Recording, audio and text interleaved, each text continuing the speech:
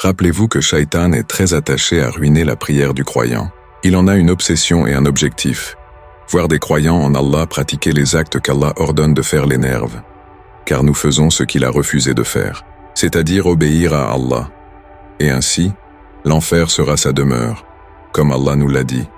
Et c'est pourquoi il est immensément dérangé par ceux qui se dressent devant Allah et font ce qu'il sait qu'il aurait dû faire depuis toutes ces années.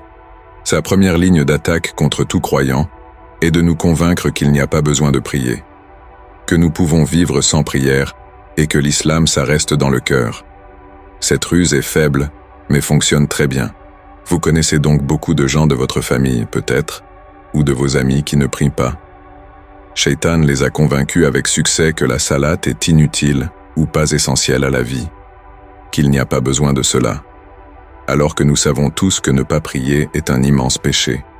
Si cependant il échoue dans cette entreprise, et que vous écrasez ses chuchotements, et que vous entrez dans votre salate, il n'abandonne pas.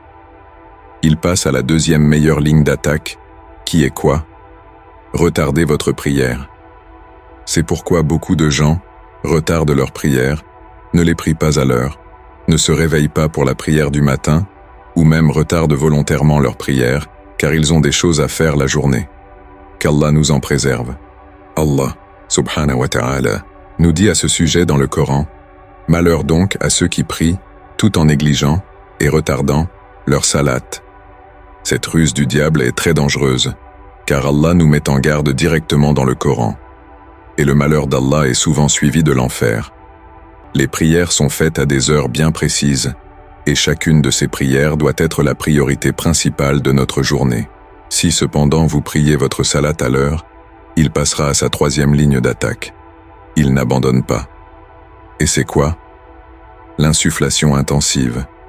Il se tiendra à côté de vous pendant vos prières, et il vous rappellera des choses que vous aviez complètement oubliées.